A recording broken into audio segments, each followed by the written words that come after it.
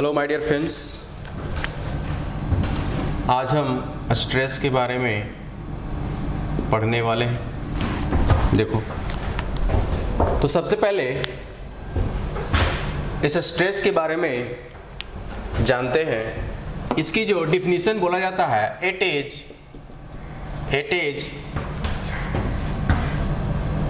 Is internal resisting force. It is internal resisting force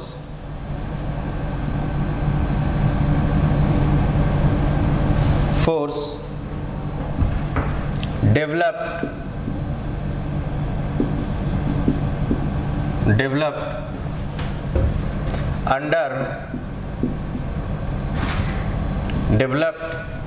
और कह सकते हो और इंड्यूस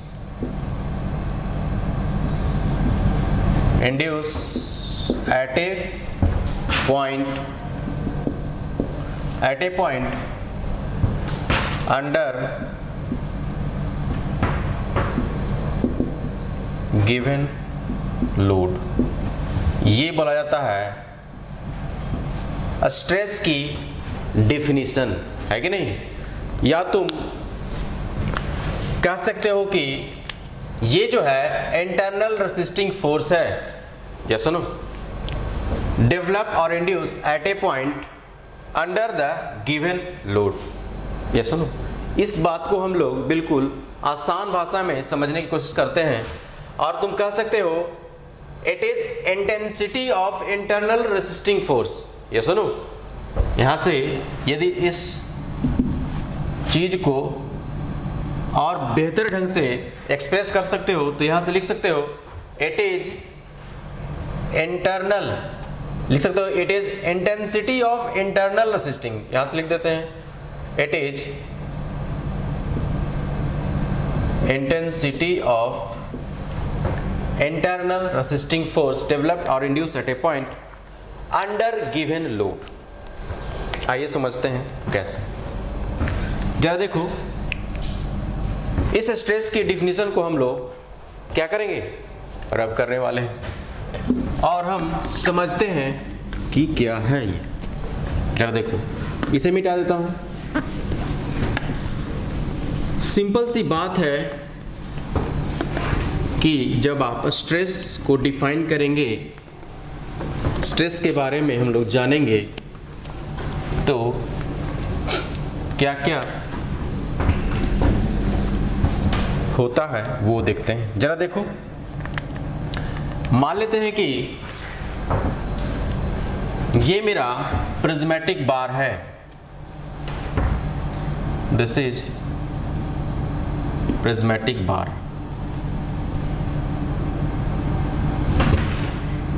देखो, ये मेरा प्रिज्मेटिक बार है।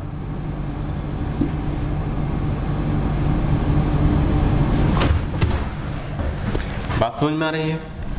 और इस बार की इसके बिल्कुल एक्सियल डायरेक्शन में एक लोड हमने लगाया है P और दिस इज P, बिल्कुल टेंसाइल लोड लगाया है। ये सुन, ये इसका क्रॉस सेक्शन है, cross section of prismatic bar with area A. एक ना, ये मैंने मारा, ठीक है। तो जरा देखो, इस फोर्स की, इस लोड की वजह से इसने होने वाले हलचल को हम लोग एनालाइज करते हैं। जरा देखो, हम क्या करते हैं कि इस बार को बिल्कुल दो भाग में काट देते हैं। देखो, एक मेरे पास ये है और दूसरा ये है। दूसरा ए। यहाँ से हम लोग क्या किए, एम प्लेन है एक, इसे हम क्या करिए अलग कर लिए, और इस पेन पे एक लोड लगा हुआ है, दिस इज P और दिस इज ऑल्सो P। तो जब काटोगे तो इसमें तुम देखोगे कि एक फोर्स जो है, चूंकि ये जुड़ा हुआ है तो जाहिर सी बात है कि एक एक्शन है तो दूसरा रिएक्शन होगा। बोलो जी, दिस इज Fr, ये सुनो, दिस इज Fr। ये मान लेते हैं कि राइट साइड है कि नहीं, ये लेफ्ट साइड है। अब जरा देखते हो, तो स्ट्रेस जो बोला जाता है कि it is internal intensity of internal resisting force, क्या ये है internal resisting force? Yes no, intensity of internal resisting force, yes no, developed at a point under the given load. ये आया कैसे? चलो देखो, क्या इस बार में भी एक एक्शन है तो दूसरा रिएक्शन होगा?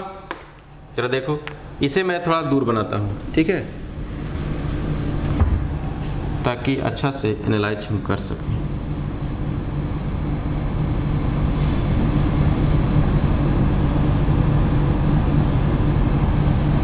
ये है मेरे पास, है कि नहीं, ये हो गया Fr। बात समझ में आ रहा है? जरा देखो, तो हमने कहा कि इस पूरे एरिया में, ये जो पूरा एरिया देख रहे हो, दिस इज, इस पूरे एरिया से एक हमने छोटा सा एरिया काटा, मान लेते कि ये एरिया काटा TA, ऐसा नो। तो इस छोटे से एरिया में फोर्स भी क्या होगा, छोटा होगा, ये सुनो, कोई दिक्कत यहां तक नहीं। तो ये बोलता है कि सिग्मा जो होगा वो लिमिट dA टेंस टू 0 और dF by dA, ये सुनो, ये जो देता है आपको, जरा देखो, ये है intensity of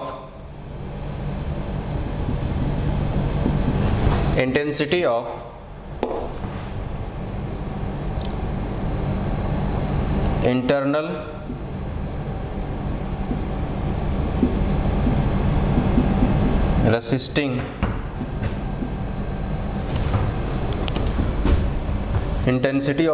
resisting force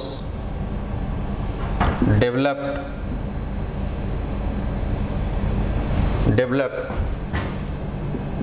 at a point, it gives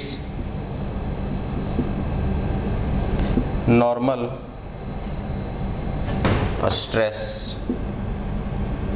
ये सुनो, जरा देखो, यहां से देख के बताओ कि क्या यदि F ऐसा हो जाए, F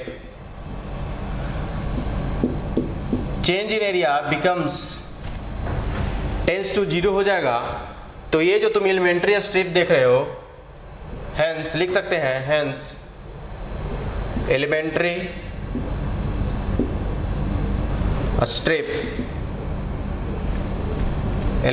स्ट्रिप बिकम पॉइंट। ये सुनो,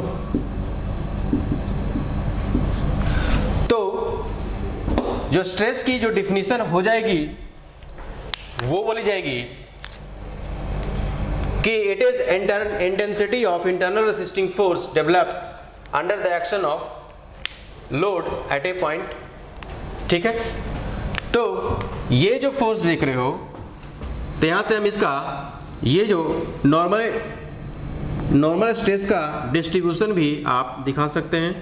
this is sigma, this is also sigma, this is also sigma, this is also sigma, ये सुनो, this is sigma, this is sigma, this is sigma, इस प्लेन के बिल्कुल परपेंडिकुलर, ये सुनो। तो हमें मिल चुका है सिग्मा बराबर dF बाई dA। तो यदि छोटा सा एरिया को सिग्मा इंटू dA लिखते हैं ऐसे, तो हमें तो चाहिए पूरा, तो क्या कर दो, इंटीग्रेट कर दो।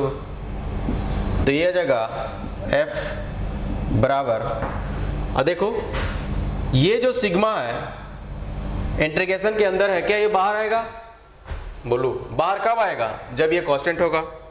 तो यहां से एजम्पशन लिखते हैं कि variation of normal stress is uniformly, ये सुनो। तो जब ये वेरिएशन जो है यूनिफॉर्मली डिस्ट्रीब्यूटेड है, तो हम कह सकते हैं कि नॉर्मल स्ट्रेस जो है यहाँ पे कांस्टेंट, और ये बिल्कुल एवरेज के बराबर हो सकता है, सिग्मा dA, ये सुनो। और यहाँ से लिख सकते हो F बराबर सिग्मा इंटू टोटल एरिया, और यहाँ से सिग्मा बराबर लिख सकते हो F is equal to A, that is newton per mm square, ये सुनो। ये आपको स्ट्रेस दे देगा, और ये F जो है बिल्कुल यहाँ पे मानेंगे P के बराबर, ये सुनो, Newton per mm square. This is the actual definition of the stress, ये सुनो। ये जो तुम देख रहे हो सिग्मा, ये बिल्कुल एवरेज है, एवरेज, ये सुनो, एवरेज फाइंड कर सकते हैं। तो ही इंटीग्रेशन से क्या करोगे, चूंकि ये यूनिफॉर्मली डिस्ट्रीब्यूशन मान लिए हैं, तो ये एवरेज ऑलमोस्ट कांस्टेंट की तरह बिहेव करेगा, ये इसे बाहर निकाल देंगे, ठीक है। तो this is the actual definition of the stress. And हम लोग आगे बढ़ते हैं, जरा देखते हैं कि क्या है इसकी यूनिट्स। जरा देखो, इसे मिटा दूं, चलो इसे मिटा देता हूं। इसे जब आप मिटाओगे तो पाओगे क्या, वो देखो।